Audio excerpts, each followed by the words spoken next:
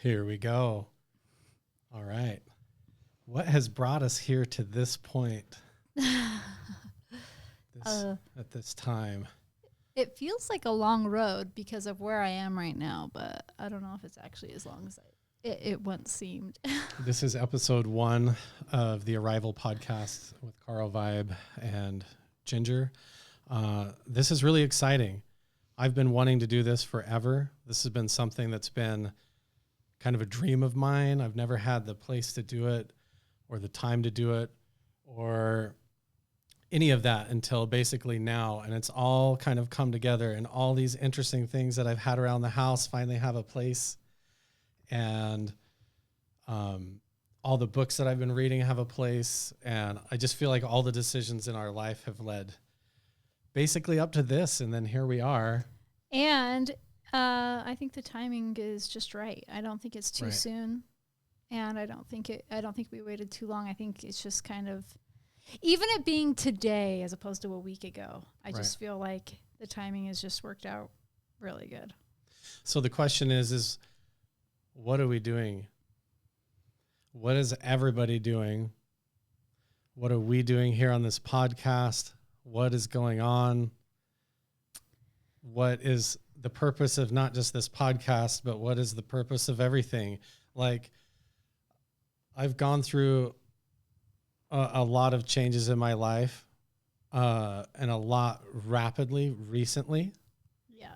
We both have in our lives and in our families and everything. And mostly it's been this huge journey and transformation. Right. Ultimately to find out who we are, like as people, or what we believe, why we're here, where we're going. And it starts to sound like this whole, like a religious podcast, but we're not in a religious podcast. And we're also talking about success and happiness and failure and unhappiness. Right. What are we all doing? Like, it occurred to me the other day, not the other day, I mean, months ago, like, and I've always felt this my entire life. Like, I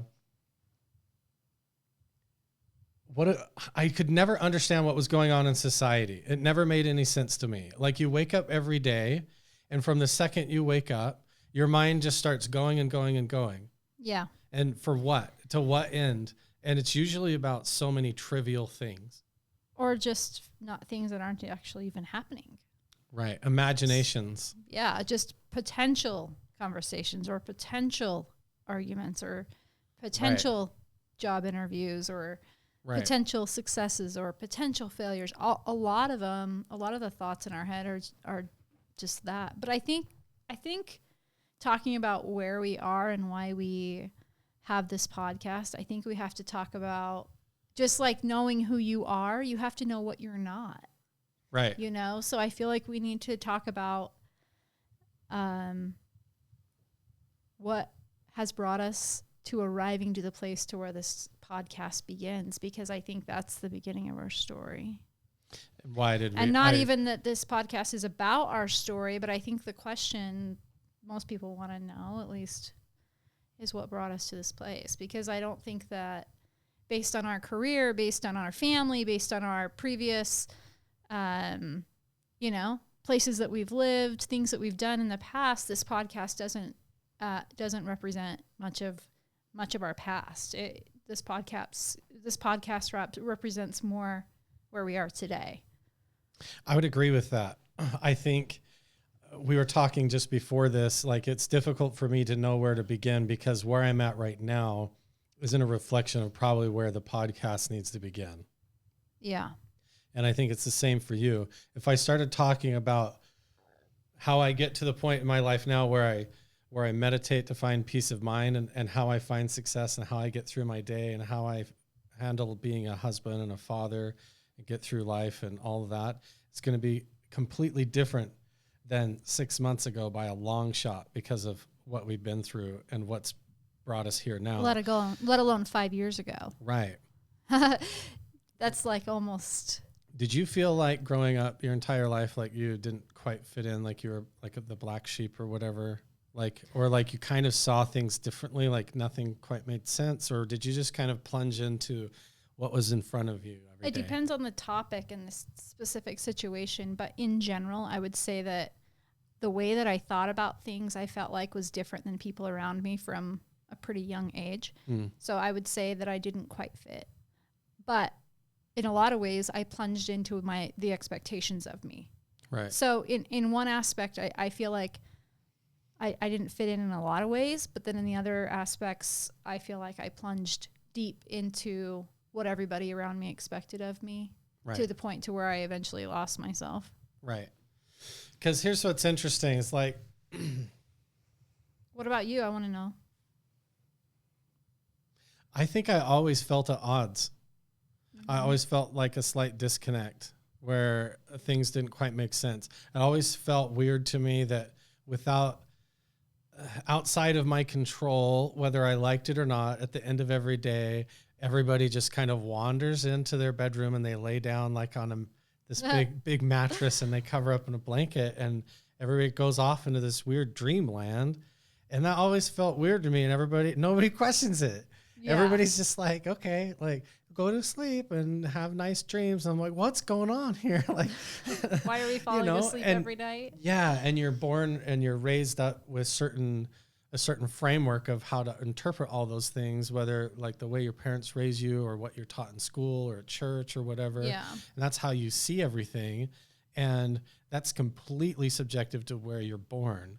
Right. And how you're born and where you're raised up. Right. And it's not until you're older that you realize that like everything that you knew growing up and everything that you thought you were and who you think you are is all based on this world around you that you were just kind of like, that you feel like you were just plunged into at birth, like all of a sudden you're aware, you're living your life and you're trying to measure yourself up to everything that's going on and what you're supposed to do and who you're supposed to be every single day. And you get so lost in that world and society and goals and dreams. And I gotta make money and I gotta graduate high school and I gotta do this. And it's like all laid out for you, like it's all packaged. Like here's family, here's friends, here's who you are and all this stuff.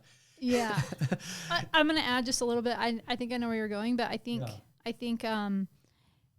all of that's laid out for you. But now with social media so not only do we have our familial expectations, like from our family, right? And our parents and our siblings, no matter what, you have a level of expectation for your family for sure. Even if you don't necessarily even understand or realize that it's there, I think most people do have expectations, that their mom's always going to love them and their dad's always going to support them and their brothers and sisters will show up whenever.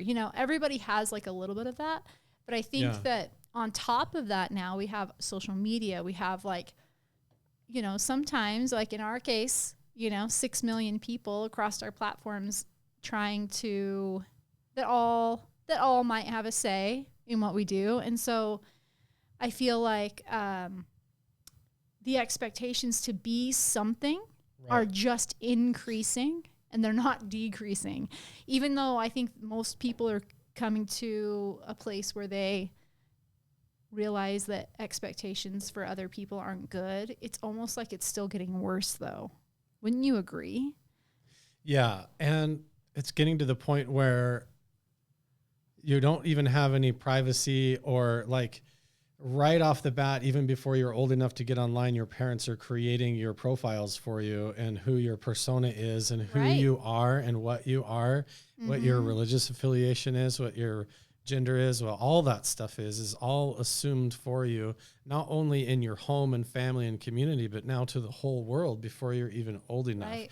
And as technology goes on, we have this virtual reality world coming. We have artificial intelligence. We have augmented reality where you put these, you have the glasses that you put on or you hold up your phone and it projects images into reality that aren't actually there, like holographic 3-dimensional images and things.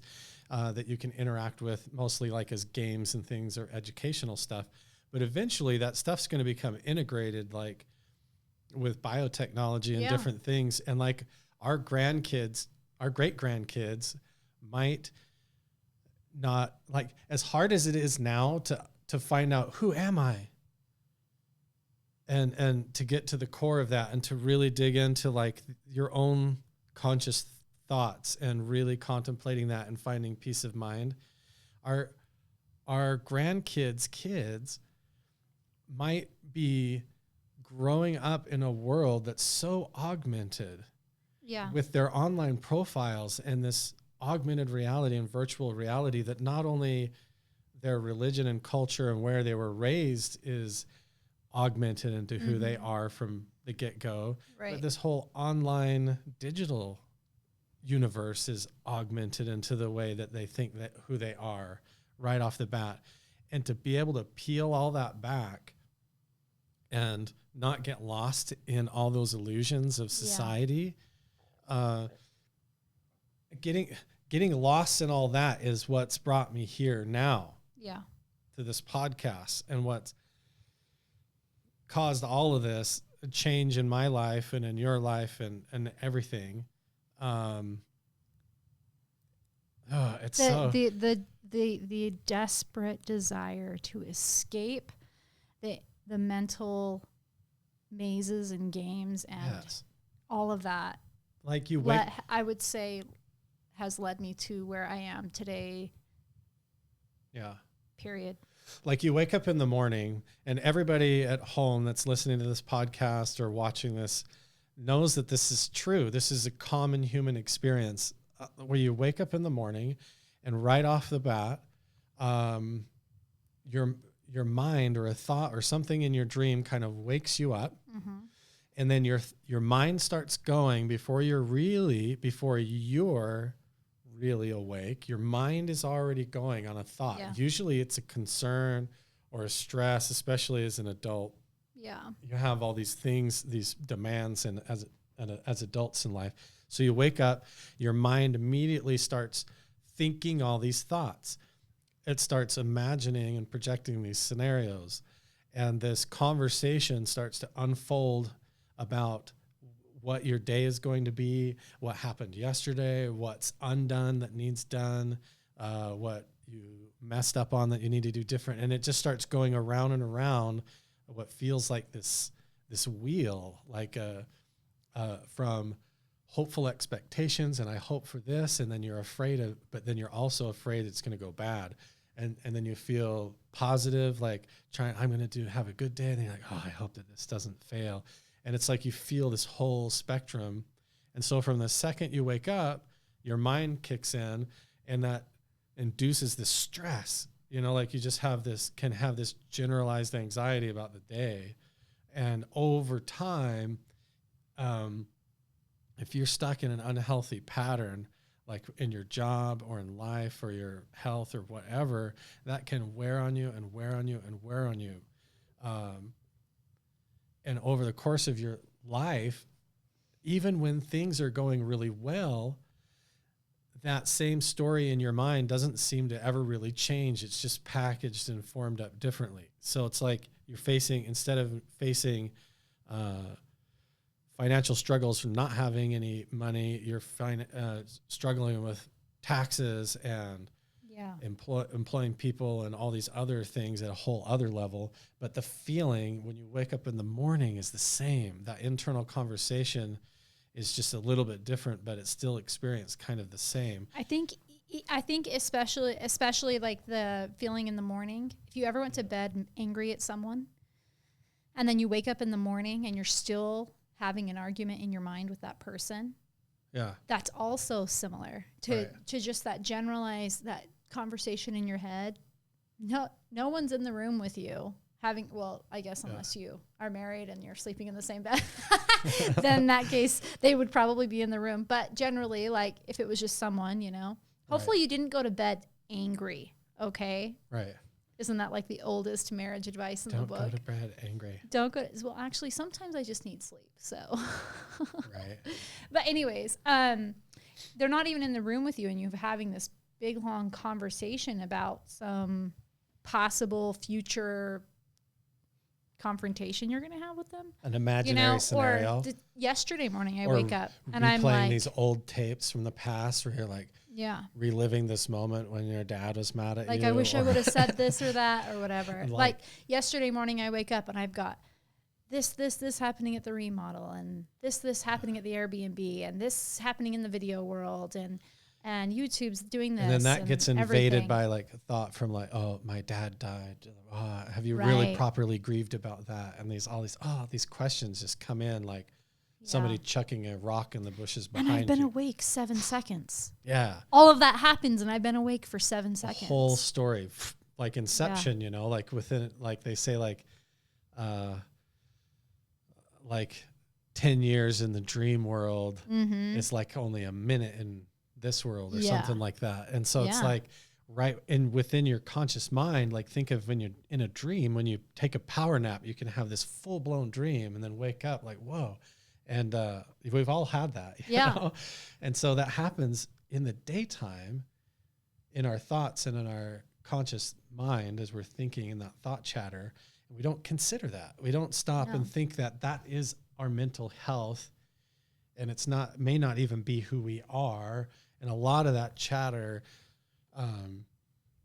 one of the most surprising things when I started reading books like Alan Watts and stuff like that, was starting to become aware of how much of it's like autonomous. And we can get into that. Like, well, I think it's a good time to talk about thoughts being autonomous a little bit, because I think that's a big, when I realized and I no longer had to take. Well, what did you think your thoughts were first though? Like, cause I had I was raised with a completely different concept of what, when I was thinking thoughts in my head, what that was. Yeah.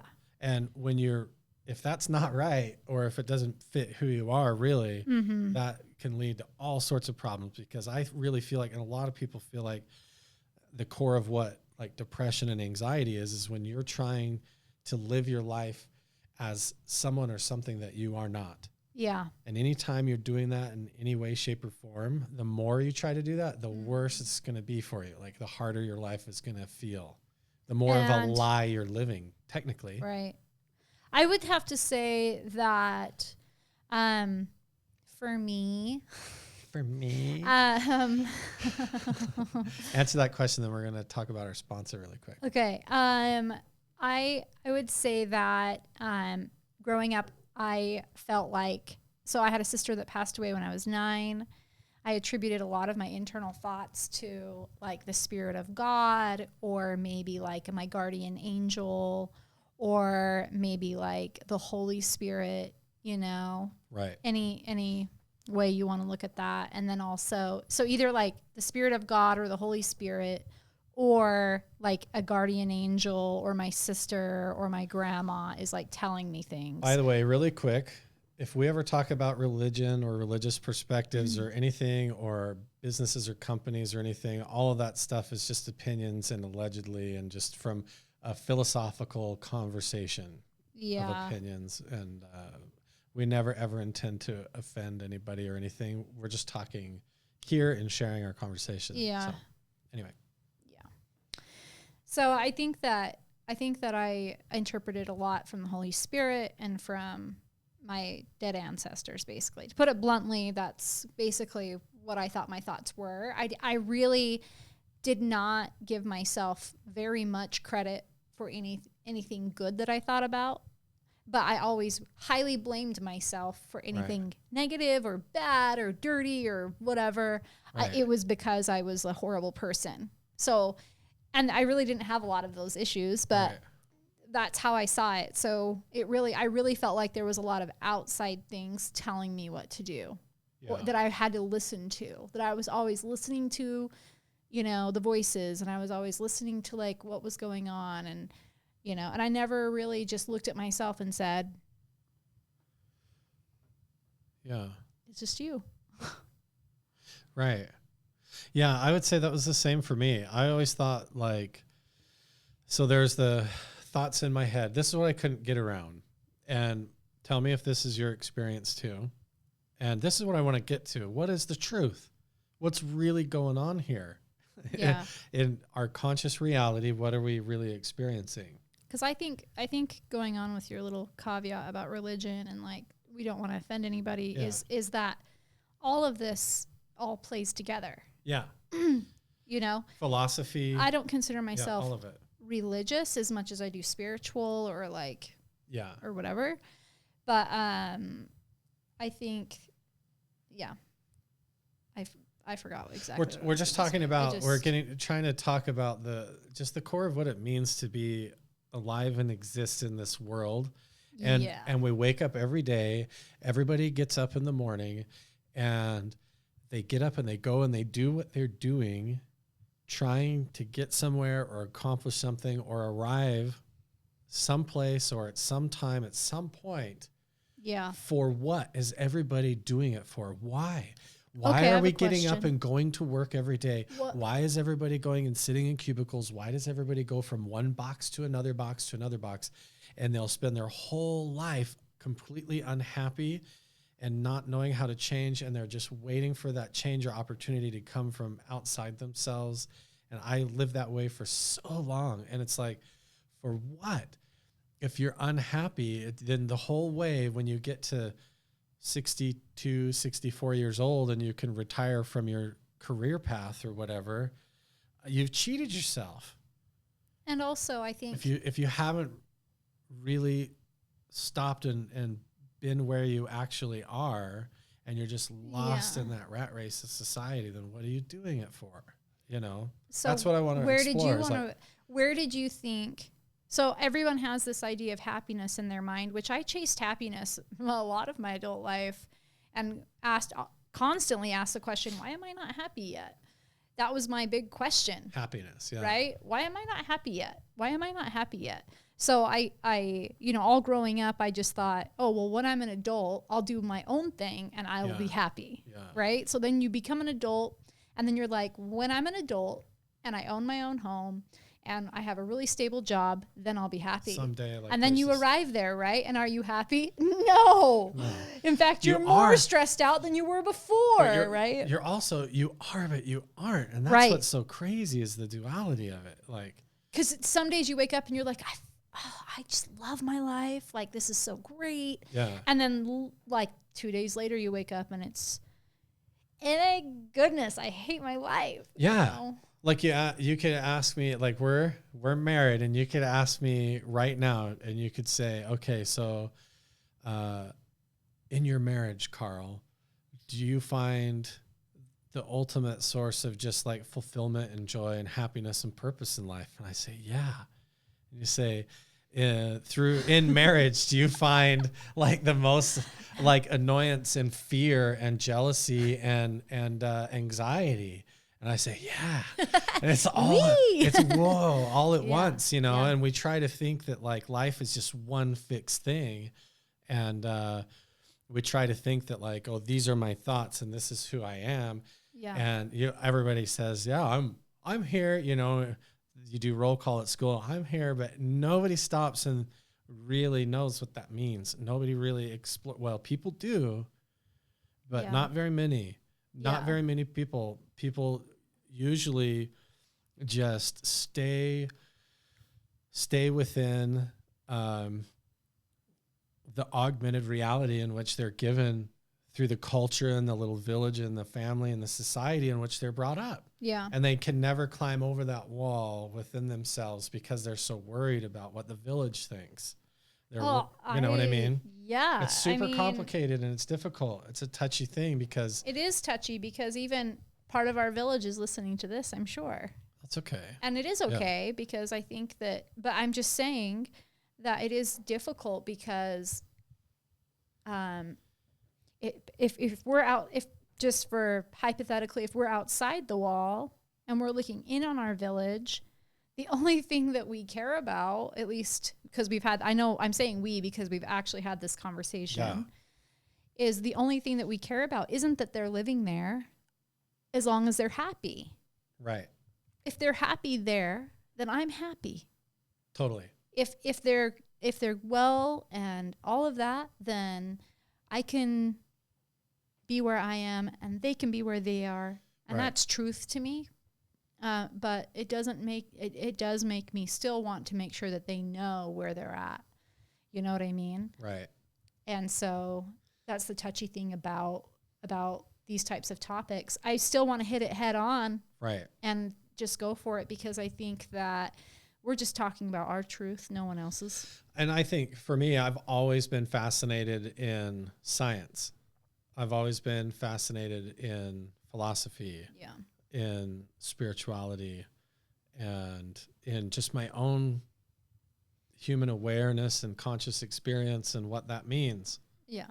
You know, and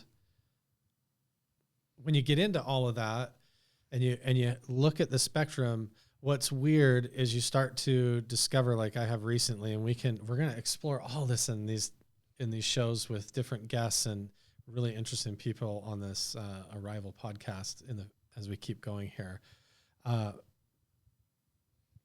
But oh man, I totally lost my train of thought trying to self-promote the podcast. Well, no, you were just saying spirituality and everything, but I think we need to hit that sponsor. Yeah, you have to have those different emphases and keep it all. You find a common thread that goes through those, where you realize, okay, there is at the bottom line, there is something going on here that everybody's trying to get at. Prayer, meditation has lots of different titles, but in reality, now that I've kind of experimented with different modalities of meditation, right, it all feels so similar, right, and the outcome or the desired outcome feels so similar to me, right, that there has to be a thread of truth through it, right, because everyone around the world has a somewhat common thread. And in the end, everybody's talking about the same thing and exploring the same thing from different angles. And that's a really deep topic too, because on the one hand, like when you're talking about outer space, like in cosmology and outer space, some people call it dark matter, or the vacuum of space. But you go into like ancient Sanskrit, and it's the Brahman, you know, or it's the Tao. If you go, or it's God. Yeah. Like the unmovable, the unknown, that goes on forever. And then science goes in, and they're trying to use the Hadron Collider, and they're trying to discover like what is beneath the quarks, what's beneath they split all these atoms and they go all the way down, and they're looking for the same thing. And everybody's approaching it from different perspectives and angles, and what's that common thread that goes through all of it. And in the end, there is something out there. There is a vacuum. There is a Brahman or whatever. There is something that has that, but we just wake up and go make our meals at the restaurant and flip the pancakes and go to work and trade money and ride motorcycles and stuff. Like that's what actually matters. Yeah. But and we also promote Zatral's CBD hot cream. This is our sponsor for the podcast. We actually have our first official sponsor. It's Zatral's. Tell them a little bit about these products. Zatral's are made in Idaho, so it's CBD products. They have lots of different natural products. They do neem oil products, which is like a really yummy oil that has a lot of healing properties. So I use that chapstick. And then the CBD gummies I use every day. And then I haven't tried this new product, which is their muscle hot cream. This is the first one that I pulled out of the box. They sent several products for us to try. I struggle a lot with inflammation. I slept in a recliner for 8 years because of herniated disc back problems, chronic pain problems. There's a lot of misconceptions about hemp products and CBD. This is put together and bottled up and everything and formulated in Twin Falls, Idaho. I know, it's completely legal. It's great strengths of recipes for CBD, but it is like the best thing that I've found. I now sleep in a bed again at night. I sleep way better. Way less inflammation. I'm actually way more active. Yeah. And a lot happier. I've used the CBD gummies, which are like a little like gummy bear. They just look like a gummy bear. And I just take one of those every morning. And there was a time I was on antidepressants and anxiety medication, and CBD has actually made it possible for me to go off my medication. I was taking hydrocodone. Under the direction of my doctor. I was taking hydrocodone, tizanidine, naproxen, like muscle relaxers and all that stuff. And the CBD products have helped me get through all of that. I don't even take Tylenol hardly anymore unless we have a really physical day or anything like unless that. Unless Ginger's making Carl haul big old freezers out of basements and such. That's right. But that's awesome. So thanks, Satchel. We'll put the links down in the description. You guys should check them out. They're really good. Really great products, really great company, good, honest people. So check it out. All right. So to get back to where we were, Carl, what question did you ask yourself to put you on the path to where you are now? Because most people who have followed us know that we jumped tracks a while back. We did a life jump a few years ago that really changed everything. Changed our financial lives. It changed our marriage. It changed our families. And it wasn't one-dimensional. And it wasn't one part of our life. It was all of our life. Really, we started transforming our life about 5 years ago. Right. And so what question did you ask yourself that put you on the path? Because I think my question is the same, and I think that a lot of the people listening could learn a lot from that. I think it's been a series of evolving questions for me that I still am asking. That just keeps progressing and progressing, like an icebreaker, trying to just penetrate through my own awakening. Yeah, if that makes any sense. I don't feel like I've ever stopped. In fact, I feel like, and I'll get to your what question I was asking myself.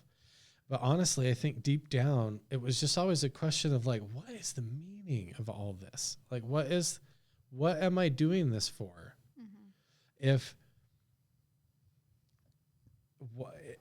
If I don't have any peace of mind, if I don't have any happiness, when will that come and how will that come? Or what do I need to do in order to get there? And it became an ever-changing process of that. If we weren't happy and we were doing everything we thought we were supposed to be doing right, and we weren't at peace and we weren't happy, then it was like, okay, then what is it? Yeah. Where do we start? What could it be that could be in the way? But the biggest thing is trying to figure out, what am I not? You know? Yeah. When I realized that a lot of the stuff that I thought that I was, who I thought I was all kind of put there based on my surroundings and just the way my life was going and who I was brought up to be and everything. I questioned everything. Yeah. All of it, all the way. I remember really, really early on, so about 5 years ago, timelines are just so like liquid, I feel like. I feel like they change around a little bit, but about 5 years ago, whatever, I remember us talking about and being frustrated because we'd sort of figured out the financial part of our life, which when you're first married, the first 5 years of marriage, the first 8 years of marriage, it's really about figuring out how to build a life together, and some people get lucky and they get kind of, they get a great job out of college or whatever. We sort of had so many businesses that we were trying to do, and we were just always kind of entrepreneurs and kind of struggled through. But I remember about 5 years ago having a conversation with you about being frustrated because we were doing everything religiously that we knew how to do, everything financially, everything as parents, everything in our marriage, and still feeling such a heavy load of unpeaceful, unhappy feelings. And I remember waking up and thinking logically, on paper, not even on paper, just in reality, everything in my life was going the way I had planned. I'm doing everything I'm supposed to. Why do I still feel like this? And why is my life still like this? And why are things still going wrong? Yes. Why is there still so much tragedy? Why do I keep hurting the people around me in the same ways? Why do I repeat behaviors? Why do I keep finding myself in these awkward situations that I've been trying to avoid? How do I still get so deceived when I'm supposed to have all these answers? Exactly. And being, I think I found myself too confident in my beliefs and where I thought truth came from. I feel like I quit asking questions. Right. Shortly after I became an adult, I just started doing and stopped being deliberate. I stopped being intentional. I just started doing things and not actually asking myself, one, if I wanted to. Right. Or B, was it good for me and the people that I love? I do a lot of things that are good for the people that I love that are hard for me. Everyone does those sacrifices like that. But I just mean like, I still had the stress. I still had the feelings of unhappiness and uneasiness.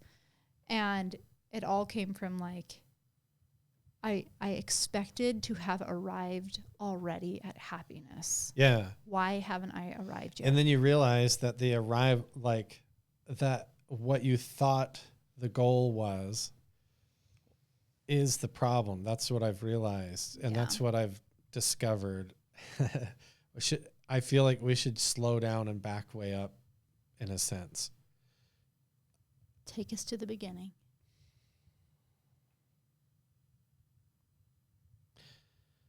That's a deep swim.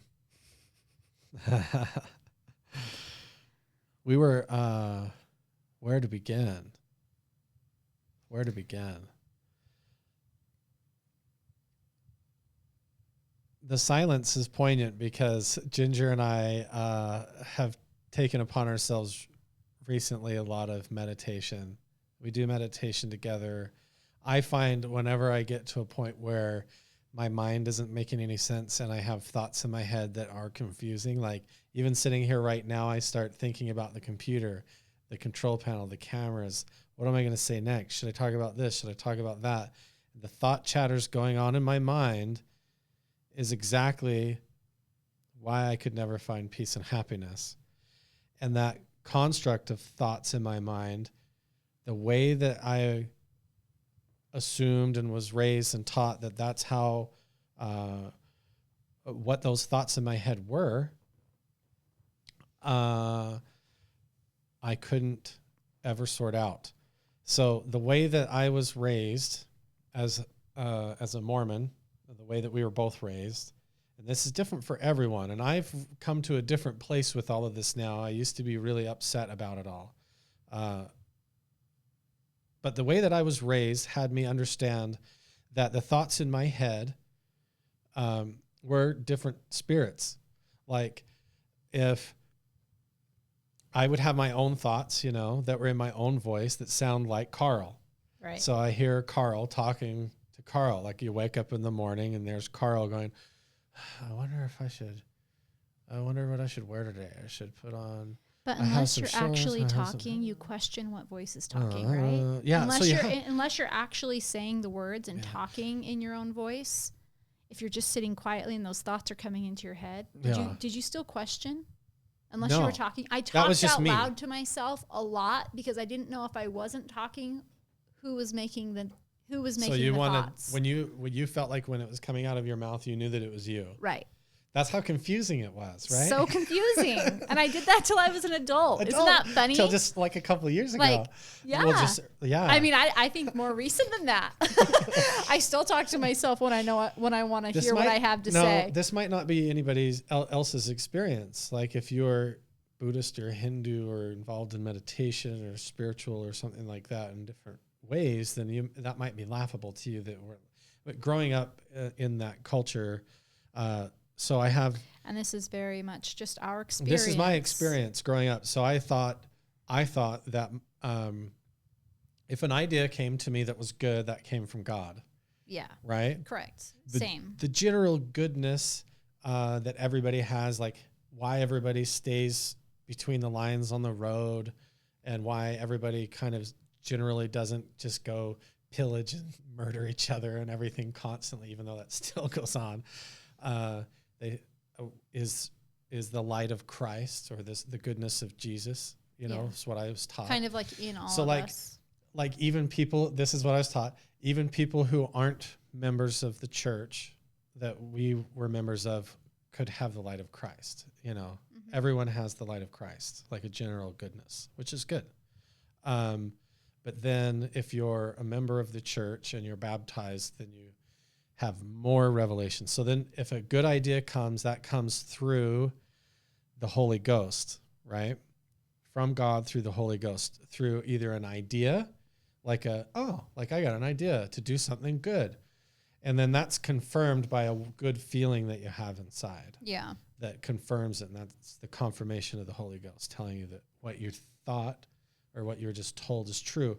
And you can verify that truth through prayer and living clean and worthy to get answers to your prayers and stuff like that. And so if you're living all the commandments and you're doing everything right and you're worthy, paying your tithing, going to the temple, you're dressing the way you're supposed to, you're conformed as completely as you can be to the way the Lord wants you to be, and fulfilling that purpose and inside and out all the way through, then you're like a perfect antenna spiritually. Your body becomes like a temple for God, like a perfect antenna to receive these answers and these blessings to protect you through life, to give you help and everything. This is common teaching. This is core, common, basic teaching. The problem with that is that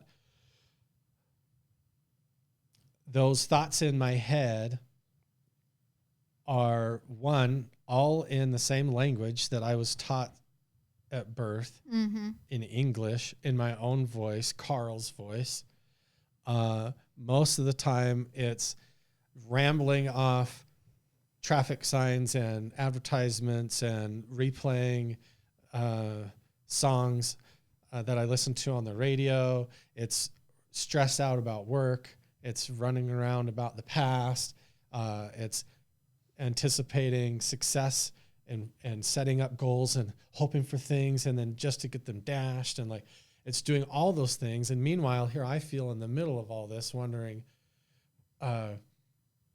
which one's the evil spirits tempting me? Which ones are my ancestors trying to help me? Which ones are the guardian spirits?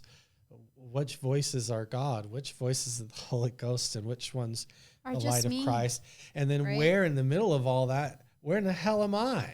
Yeah. And who am I? And when you're trying to make decisions in life and you perpetually feel like things are just getting harder and you feel like, where's the answers?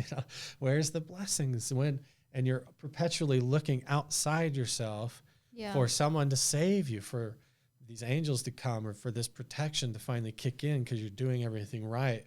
And it just never seems to come unless you rationalize out all these miracles out of it all, Yeah. And fundamentally, I just realized that was leading to a complete lack of peace of life and peace of mind. I couldn't sort any of all that out. And long story short, led to the point where that all basically fell apart on me, with which I feel like I could have gone one of two paths, either a complete nervous breakdown and like emotional, psychological breakdown, or like an awakening. Yeah. And luckily here we are. I'm not in a mental institution. I'm on a podcast. So, I always want to speak gently. Yeah. About religion, because it played such a very big role in my life growing up. Yes. And so I have a deep respect for everyone listening and their beliefs and everything. So I almost can't hardly even start talking without saying that, because I just really want everyone listening to know that this is just our story. Yeah. And that's what, in this podcast, here we are in this podcast, and this is all about enlightening each other. Right. But that moment, I remember specifically the first time I questioned whether or not I was in the right religion. Yeah. At that point, I had never considered that there was no fully correct religion. I really thought that I was just I had 100% the truth. I really, really, really believed that. And where it started to be conflicting for me was when you were in leadership. Yeah. How bizarre that was. Anyway, just kidding. Carl was not a great at the time. No, Carl was a great leader, and every path that I've taken on my life, I've done sincerely. 100% in and completely sincere. Even now. I just chuckle a little bit just because of where we are now and all of that, not because of where we are then. Yeah. But Carl was in a leadership position that required him to travel around to different congregations, and we also were in charge of family history, and we were over an entire building. Well, Carl was over this entire building, and he had directors under him that were running it, and we served basically over an entire church congregation. Yeah. In charge of a local congregation and in charge of a local family research center in the community, plus several other things on my responsibility. Things, yeah. It was a lot. It was all volunteer stuff. And we had barely gone full-time on YouTube, and we had 3 kids that we were homeschooling. Right. And I had 3 or 4 callings of my own, callings being responsibilities. I ran the Cub Scout It's called groups. Callings because you don't go apply for it or anything. You're asked. You're they call you up to do these things. Yeah. So I was over all the scouts and the Cub Scouts in our congregation and in our neighborhood and stuff. And so we were running weekly and monthly events for that. We were doing the Family History Center. I was homeschooling. We were uploading content. We were running our business, taking care of your parents, lots of different things, maintaining relationships with family and friends and serving others and, just everything. Right. And everything was going well. Right. And I remember thinking, wow, Carl's in leadership in our church, and we're making great money, and we can comfortably live with our 3 kids, and I don't have to work, and we're homeschooling, and we're spending the weekends at the lake, and everything's perfect.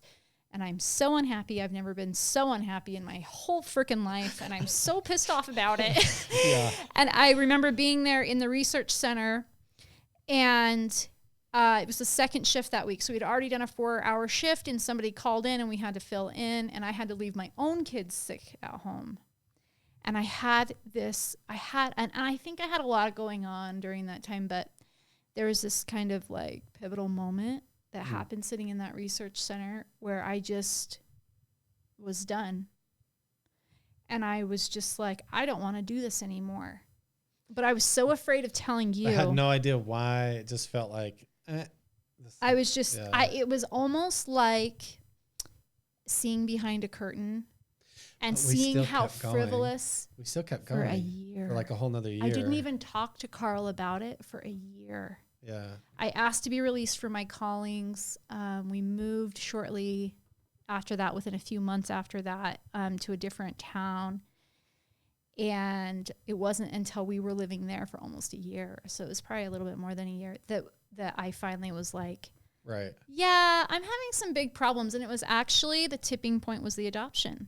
Yeah, the adoption. The adoption broke my shelf, right. I would say, the rest of the way. Right. With it.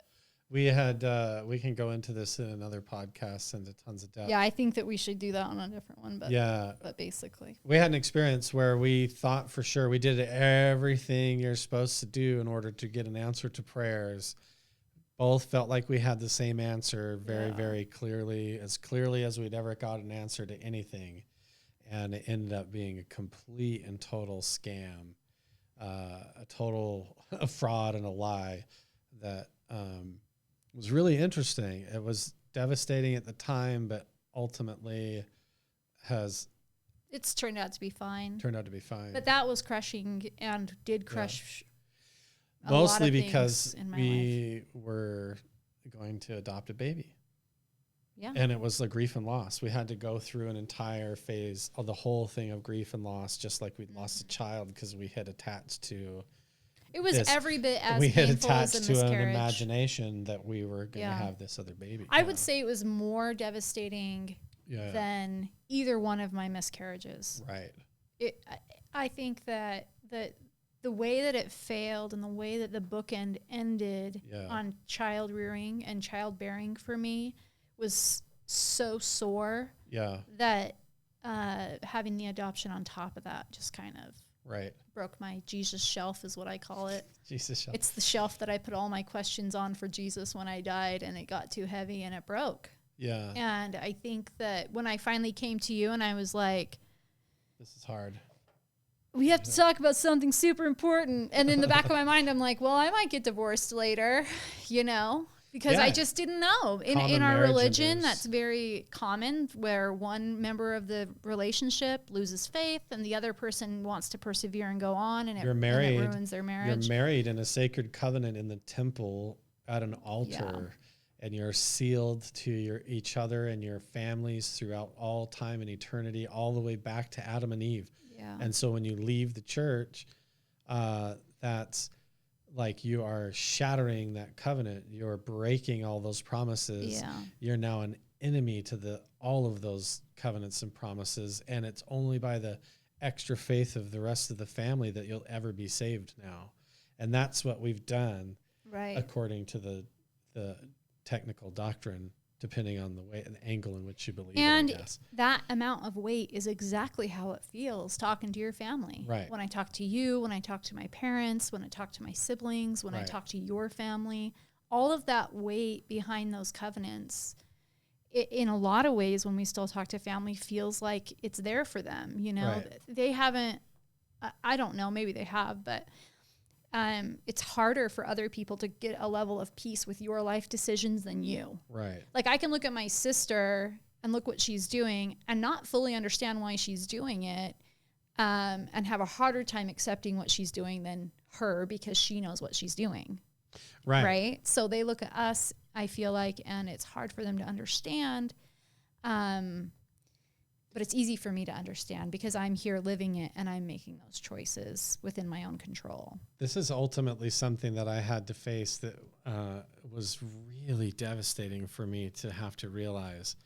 And some people might consider this sacrilegious or upsetting in some way, but I don't mean it that way. It's literally just a philosophical thought that came to me that I have never been able to wrap my head around completely with the way I used to think and believe. Yeah. And that was that the realization that if God was another person, like a perfected being, like a resurrected perfect man, like it's taught, like this grandfatherly figure with a beard who used to be like me, but is now exalted, perfect, right?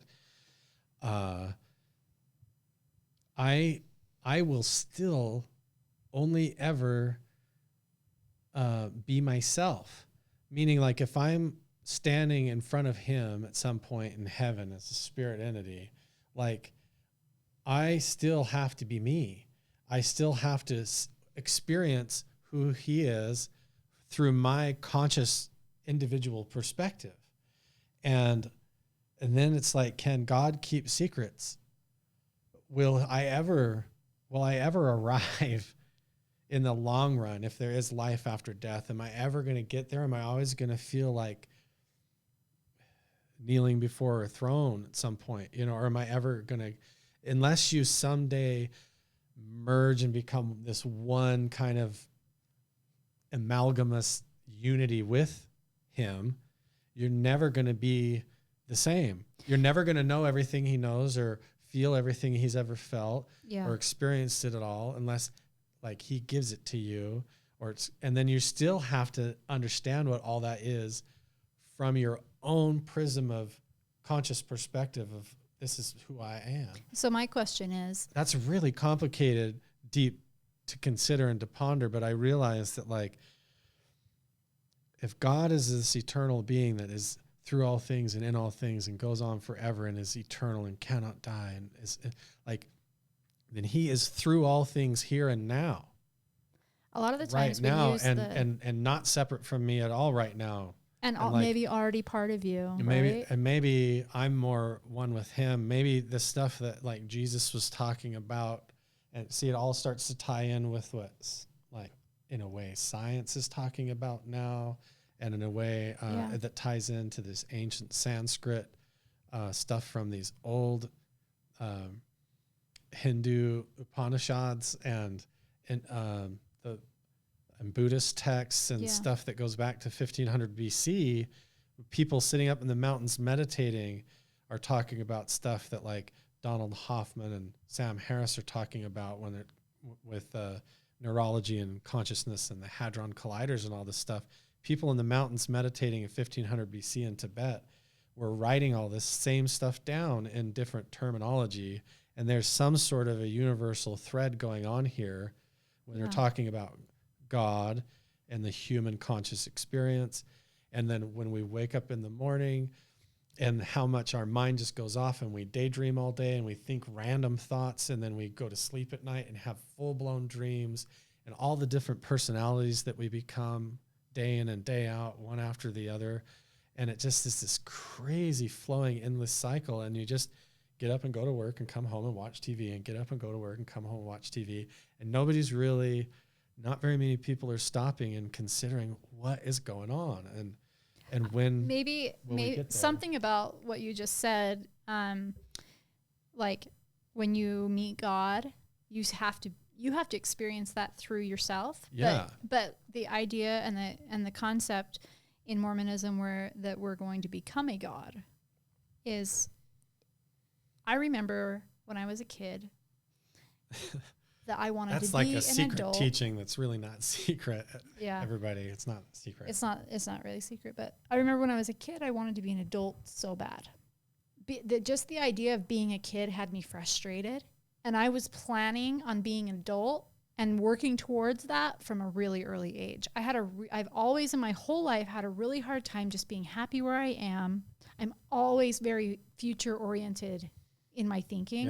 Yeah. So when I was a kid and thinking about what it would be like to be an adult is so much different than actually being an adult. And I think that when we talk about God or any other word that you want to use for that, will we ever know when we've arrived there? Because the truth is we haven't ever been able to recognize when we've arrived anywhere until somebody has told us, or until we've reflected off someone to show us. Or somebody above you has like called you up or transcended you up. And then did you really get there, or did somebody lift you up like carry you the whole way? Like how can you achieve that level of like knowledge and enlightenment unless it's like, well, the way it's taught is that it's just endowed into you, like it's just given to you like a gift, like you have these spiritual gifts that are endowed into you as you go along. When in fact, I think that the idea of arriving to that place is all our personal experience. Yeah, and how am I ever going to get there if from the second I wake up in the morning, Old Town Road starts going in my mind and I have no idea how to make it stop. You know what I mean? Or the conversations or whatever. Yeah. And I'm just getting up and going and I'm stressed about money all day, or I'm stressed about taxes, and and you just are lost in this world of makeup and hair and fashion and how many likes and thumbs up, thumbs down. And man, it's just like a jungle, and then at the end of all of it, when you get caught in this tornado of society, it all comes back to like, why? What are we doing? Well, and what is the purpose of it all? I think going back to the first question is, playing with the samurai. Yeah, we have warrior swords. When everybody comes here to this podcast, I want them to feel like they've entered the dojo. It's exactly how like they're like we're in Carl's space. We're here to work on things, but we're here together like a family and a brotherhood, or like a sisterhood as a family. Like we're all here. I'll be part of your brotherhood. One shared thing to have a cool experience. But I think that the idea and the feeling of arrival, which is about what this podcast is about, samsara, is those of you out there, is just. I think I've found that the key to my arrival is acceptance, and accepting myself, accepting my confidence. But what is that? All the growth. Are you accepting that thought chatter, like when you wake up, that's like, oh, I got to get this done. I got to get that done. Is that who you are? Like, no, what I think are you talking it's about? Like you're accepting your hair and your career path and like accepting your success. Like, that's what I mean. No, like, I think it's more about accepting me aside from all of it. Yeah. That I'm the one goodness with no opposite. And that I've already arrived to a place of godhood because I'm creating my own destiny already. And we've arrived at this podcast because we've made the decision that Carl Vibe has arrived to a place to where when she says things like she's arrived at godhood, that's like a metaphor of awareness. Yeah. Talking about I should be more careful. Awakening of awareness. I just mean like whatever part of God is a part of me, whatever has already happened. Meaning if God is inside me ever, he's already there. It's a paradox to think that if you can become a God someday, which means if someday I can become unchanging, immortal, eternal, timeless, in all things, through all things, omniscient, aware, aware of every hair on every head and every particle of sand and every flake of pollen in the air and all matter that exists, and not to mention everything throughout all space and all of that. Like, if you at some point can become that, then how can you say that you weren't that before you were born already, and that's not what you are right now? Just kind of put here, like under certain curious circumstances that we're all trying to sort out, like what is the meaning of life and who am I, where am I going? All these fundamental basic questions all originate from this, right? And the idea of like that you have already arrived is realizing that even though we're going through this human mortal experience that feels really solid and real and everything like that, that like if you can become that someday, or if there is some awake, transcendent, immortal, spiritual being that you are someday, time is an illusion. It's not real. So you're already in it. Eternity is happening right now. If you can get a sense of that. Yeah. If you can get a sense of that, this idea of past and future are just imaginations that you hold in your mind. You have to think about the past from right now, and you have to imagine the future from right here and now. You can't go to either one. You're just in this ever-changing present here and now. And if eternity is eternity and infinity, then it's here and now. Already happening. And the idea that you can somehow become this through all things, in all things, eternal being someday, that you can transcend and become that or unify with that. How can you not already be that? We already have all of that. It's a paradox. I feel like it's a paradox to say that you're like a baby and you have to like spiritually come out. It's like none of it like. And the interesting thing is that when you get to the core of a lot of this, what we're talking about here is that in the end, you have to experience everything as you, and I have to experience everything as me, and I will forever and always be me. Right. And until like I die, and then I go into whatever it is, whatever that is, what ancient people would call the Brahman, the unchanging, unmovable nothingness within which everything moves and exists. And we can get into all that, but that you experience with deep, profound, sudden enlightenment and meditation that I never experienced knowing what I was experiencing growing up until I found it in all these ancient things and stuff. But a lot of these modern cognitive people and people that are studying consciousness, like Donald Hoffman and Sam Harris, and a lot of these guys are all studying the ancient stuff and bringing it all to modern science too. But it's really interesting. Nobody's questioning when they wake up in the morning, why their thoughts just run on in their mind. And then when they lay down and go to bed, what in the heck is going on? And there's only a few particular people that are looking into that. But what if that's like at the core of why you're depressed? What if it's at the core of why you're unhappy, why you're not successful, why things are not going the way that you hope, why you feel like everything just keeps going wrong? Yeah. You have to get to the bottom of that, or what's the point? You know, if I have to go through my life and be unhappy, regardless of the fact that I chose a great spouse, we have 3 healthy children, you know, creating our family came with its own heartache, just like many other people in the world. Right. But here we are. We have 3 children. We have an incredibly successful, more than one incredibly successful businesses. Right. And we're making leaps and bounds in our relationship, in our marriage, the in American our relationship, dream and everything on paper. right? Yeah. It feels like all of that really has come together, and this journey of arrival for me is all within myself, and getting to the bottom of why I'm so mean to myself, why I'm so uptight about my expectations of other people. Yeah. And where that comes from, because that's me. Right.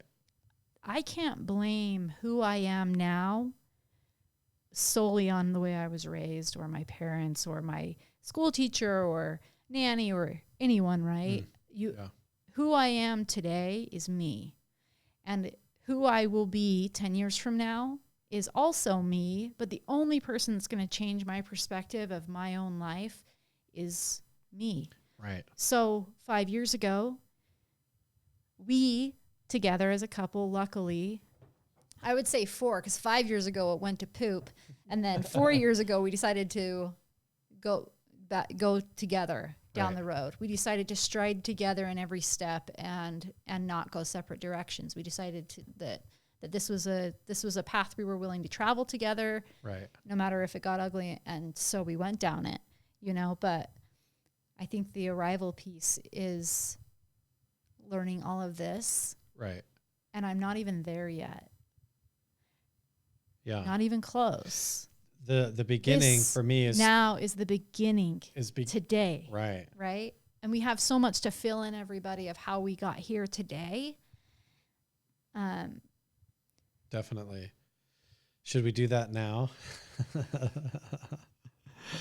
There's so much to cover, because it has to go into the village that we came from, the belief system which we were raised in, the belief system in which we started our relationship, right, and where we were, and then how we had to question that, and how we realized inevitably that my perspective of it all is different than yours and everybody's, and that's a lot of people might be shocked to know that Carl and I don't agree on everything. On a lot of things. We voted differently in the last elections. Yeah. We think very differently on religion and spirituality even now. I mean, there's a lot of common things, but I wouldn't say that we always agree. We definitely don't agree on a lot of that stuff.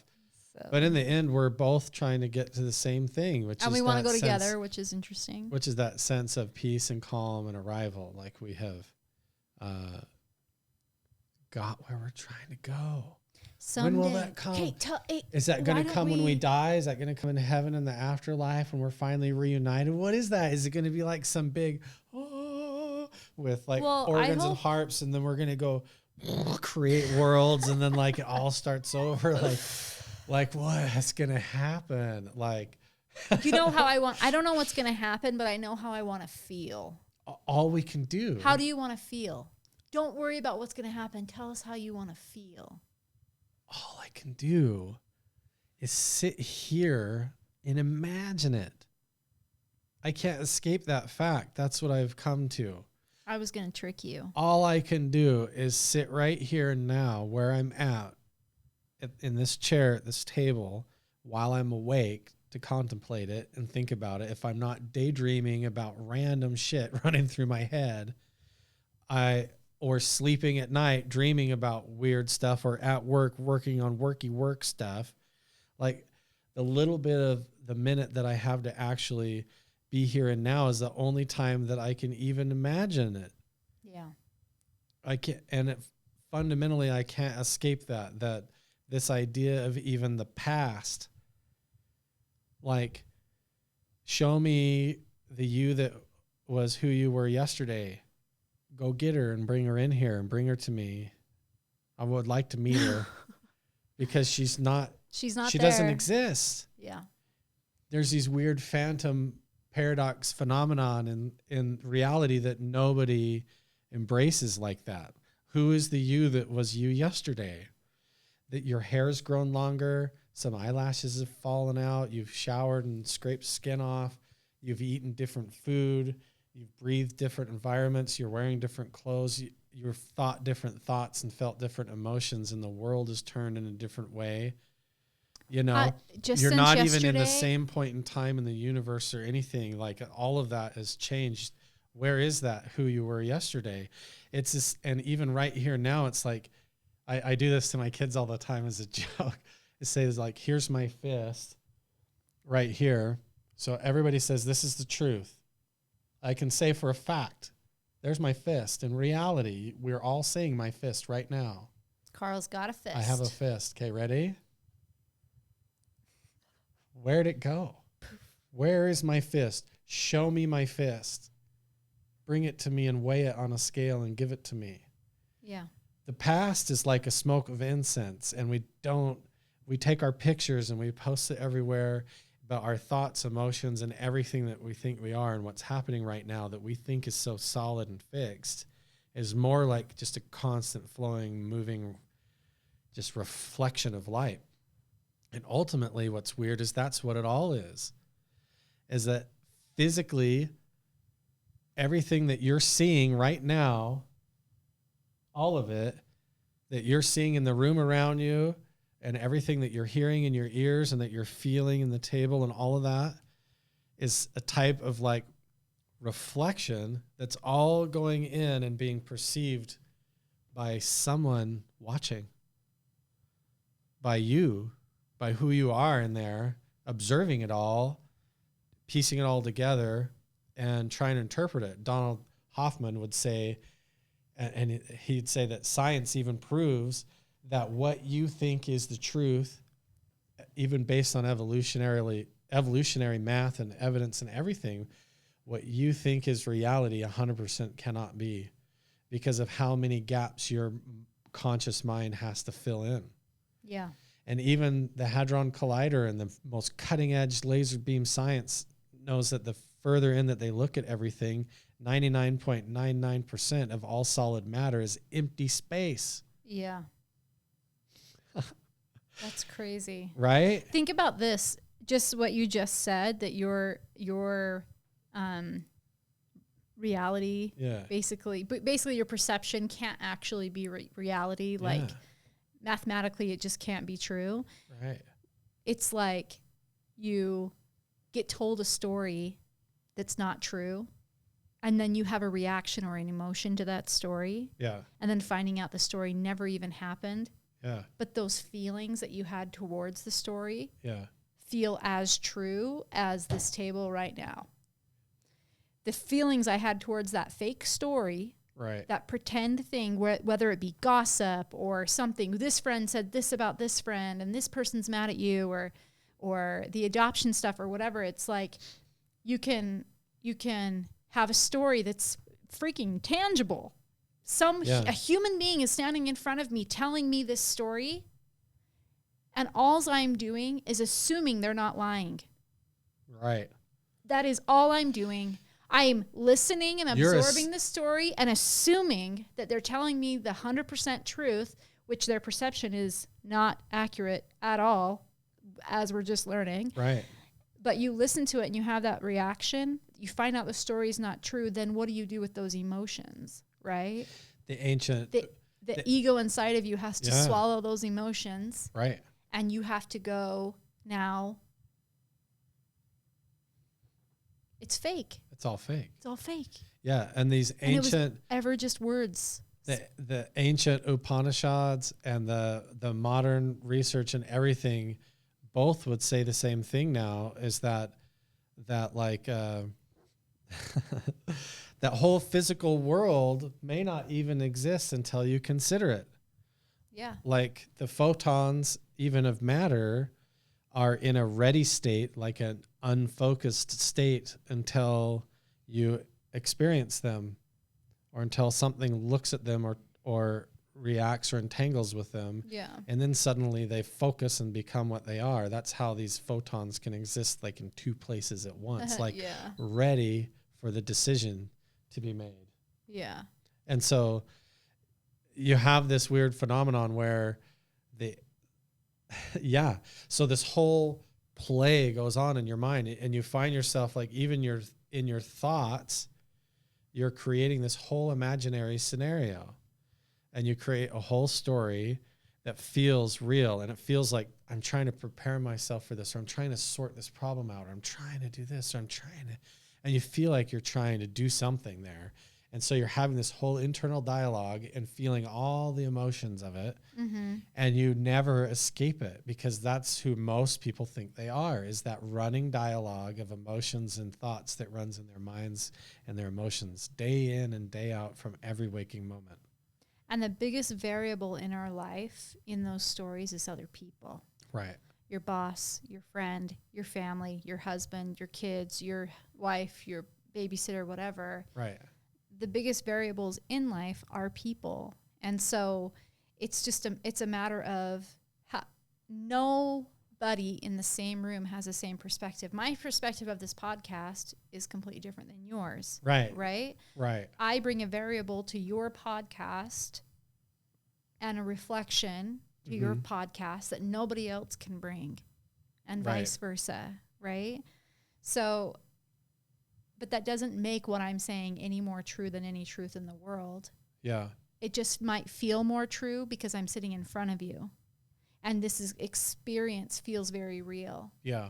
But there is a possibility that I could tell you a story that is not real, that I could make you think is real.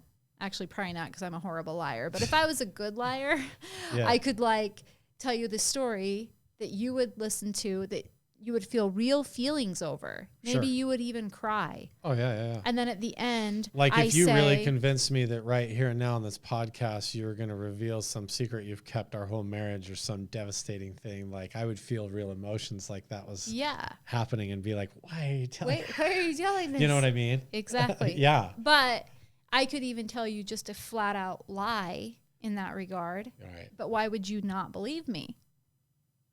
Right? You would believe me. Yeah. You know? And so we naturally in our life have the voices going on in our own head that are autonomous. Our minds, just like our hearts, create thoughts like our heart creates heartbeats.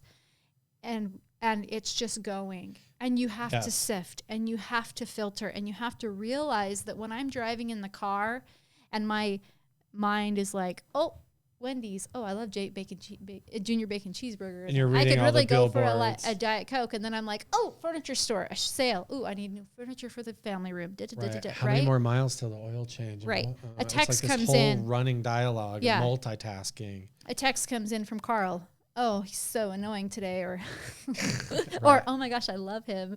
You know, depending on the day, right? Right. And what has changed? From yesterday to today to tomorrow, everything. Right. Not nothing. None of that is nothing. All of it is something, and we're progressing. And just like you said, I can't show you the Jinger from yesterday, because guess what? Even already where I am today as opposed to yesterday, I've already changed. Right. This is actually real. I actually feel like I've discovered that I've been upset with someone for like a year. And just since yesterday, have been able to just like let it go and realize that was probably a source of gossip for the reason why I was angry at this person. Yeah. I kind of uncovered this like, it was one of those things where I was like, why am I upset with these people? Right. You know? And then it's just kind of like, oh, they didn't really do anything and neither did I. It's just this weird thing, you know? So since yesterday, I can literally say, The reality that I thought was reality was not. It was fake. It was completely fake. It was held it was a story that I listened to and that I just assumed that the person telling it wasn't lying. And you thought up until then that was the truth and that was who you were and was your life. Yes. That was the running dialogue until something comes and kind of pops that. Yeah. That's the running assumption. And that's kind of what we're talking about, is this idea of like, what are all those augmentations that you're running on? Yeah. That's what we were talking about at the beginning. You're raised up, or you hold these different augmented realities, not just in your vision, because we all know, like anybody watching this that knows what, or listening to this podcast that knows what augmented reality is. You're going through life, whether you like it or not, with layers and layers and layers of that augmented view of perception. That when you're awake, that you say, oh, I am Carl. I was born in this place and I do this. And you're thinking these thoughts in English, and you go to work and you dress this way, and you're playing this role that you've kind of have been augmented with in a lot of ways. And unless you can peel all that back and get behind all that, you are inevitably going to lead to dissonance and confusion and depression and anxiety, because you're living a life of someone that you're not. And you're trying to be somebody who you're not, and you're becoming something who you're not meant to become. And you are literally lost. You can be completely lost inside incredibly complicated circumstances, to the likes of which you don't even know the thoughts or emotions in your own head or your own mind, and where they're coming from, or who they are, if they're even me, or who that is, or what I'm doing here. And eventually, until you can separate from all of that, or find methods or ways or tools, which for some people is religion and spirituality, through other people it's meditation, through other people it's just like an ego death awakening. There's all sorts of ways. Some people use psychedelics, some people all sorts of different ways and methods, but everybody, it seems, even the person who gets up, puts on his suit and tie and goes to work, to his office all day, who's not even questioning any of this stuff or thinking about it at all, everybody's trying desperately and doing everything they're doing to arrive at something, to arrive at some point of feeling of like they've made it. And I'm here to say, with this podcast and with every guest that we have on this podcast, I want to explore what that is. What is that common thread for you? What is it for me? What is the universal truth that all of us, doing all the variety of different things in the world, from all of our different universal independent perspectives, where are we all trying to get? What are we doing it all for?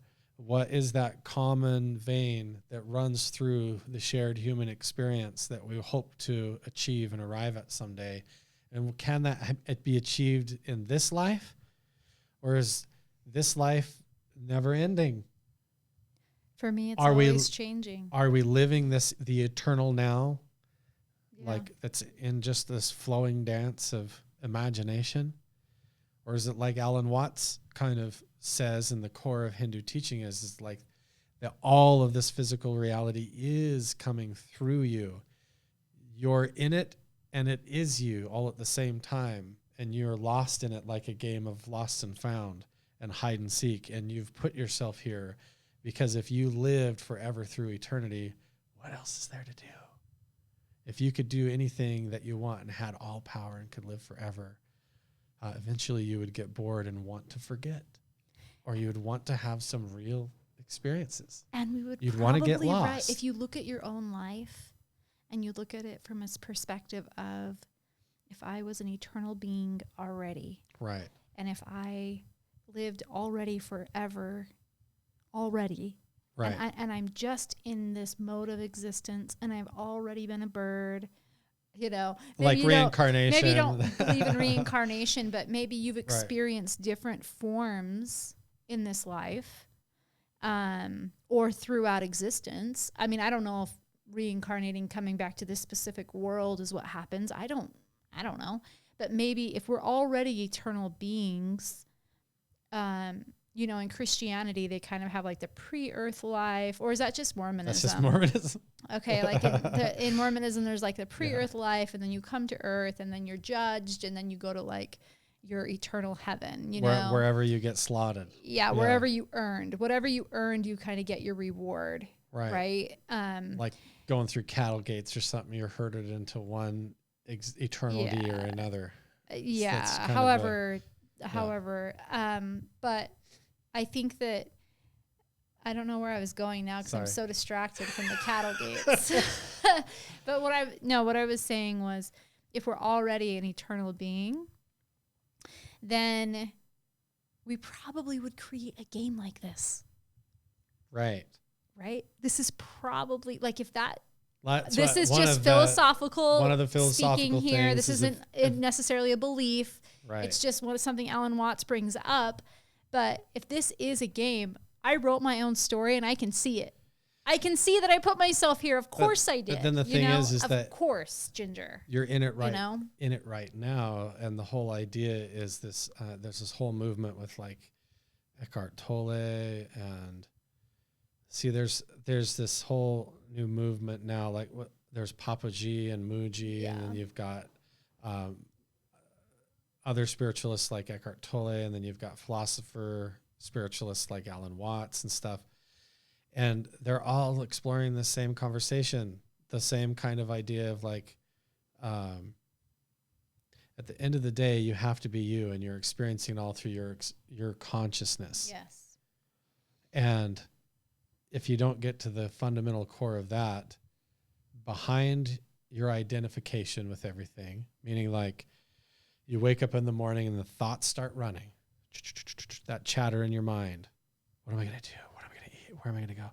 Oh, I hope I don't lose money. I hope I don't get fired from my job. Where am I going to? All of that stuff starts going on, and the emotions, and I wonder what somebody thinks of me, and so-and-so is going to call me, and all of that starts going and going and going.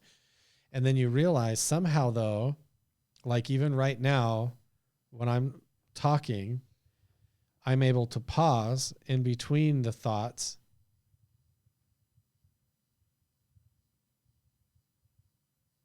and I still exist.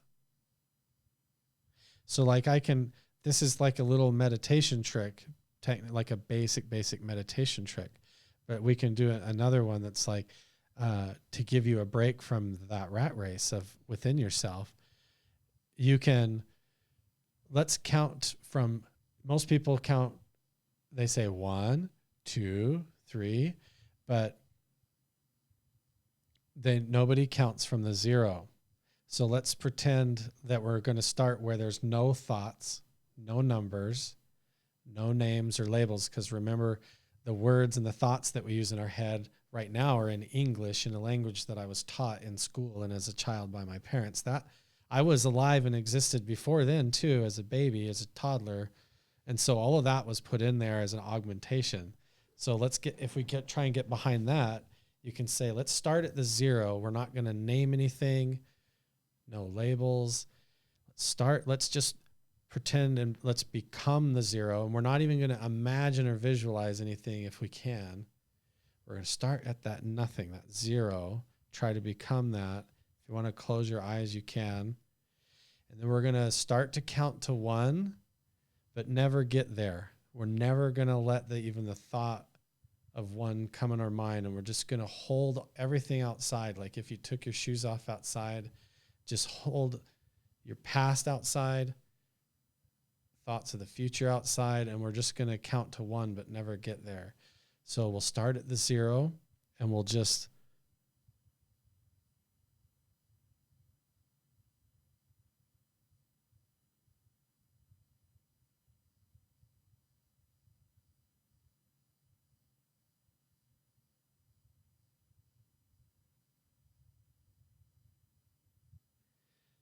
some of you may have got that, and some of you probably didn't. Some of you immediately were probably like, did the audio just cut out? Normally I get those, but I was just thinking how cute I thought you were. I'm sorry. Right. So I was just looking at you. If an imagination popped in your mind or you immediately went 1, then you missed it. I missed it because I looked up at Carl and I was like, he looks so cute. So I missed it. So if you missed it, that's okay. But at the basic level of meditation and like awakening to the here and now and kind of starting is realizing all the things that you're not. And when you realize you're not even the thoughts in your own head, and you can have this thought and then just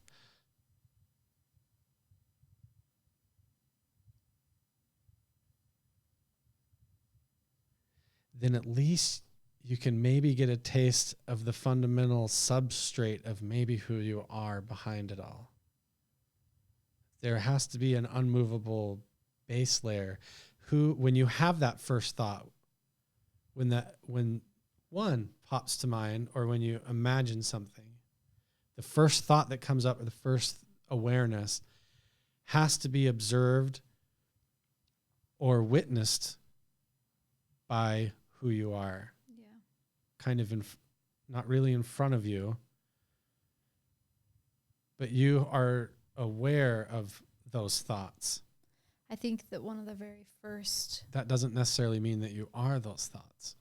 I think that one of the very first realizations was how good I felt about who I was when I first started learning how to... There's only good there. And you realize that all that chatter in your head, like 95% of it is self-abusing, torturous type of imaginations about the past and the future, and hoping for things just to get them dashed, anticipating things and being nervous, playing old tapes about the past, and all this craziness that's useless and just causing you exhaustion and lack of focus and lack of clarity. And you realize in any given day, from the minute you wake up to go to bed, I was only maybe 2 to 5% of the time of my waking conscious thoughts were even effective. And the rest of it was just like being lost in this cognitive tornado of emotions and imaginations and daydreams that I couldn't escape. And then how much of that is all fueled by the augmentation of our life and childhood and religion and beliefs and everything. And that's what I want to explore with every guest on this podcast and with this live stream and show. And I want to have philosophers, doctors, psychiatrists, successful people, business people, health-related people. I would love to have interesting gurus from different belief systems and stuff, and try, if people hang out here and come to the dojo or Samsara, or for the moment of meditation that you might get, or just to give yourself like some breathing room in the day and a nice podcast to listen to as you're driving from one place to another. Hopefully that this doesn't waste your time. I don't ever want to waste your time. I want to be able to be sincere, but never too serious. Right? You guys, this has been the Carl Vibe podcast. It's been really awesome doing the first one. I haven't even checked to see how many technical difficulties we've ran into. I wonder if it actually streamed. If it actually did or not, I don't know. I guess we'll find out. You guys, if you want to check us out on Instagram or wherever, the links will all be down in the description below. We've had a great time. Thanks so much for subscribing if you're watching on YouTube or elsewhere. And don't forget to check out Zatril's CBD Hot Cream. 15% off if you use hashtag #CarlVibe on the store. You get 15% off one of the purchases, one time only. Go check it out, Zatril's, and we'll see you guys in the next one. See you guys.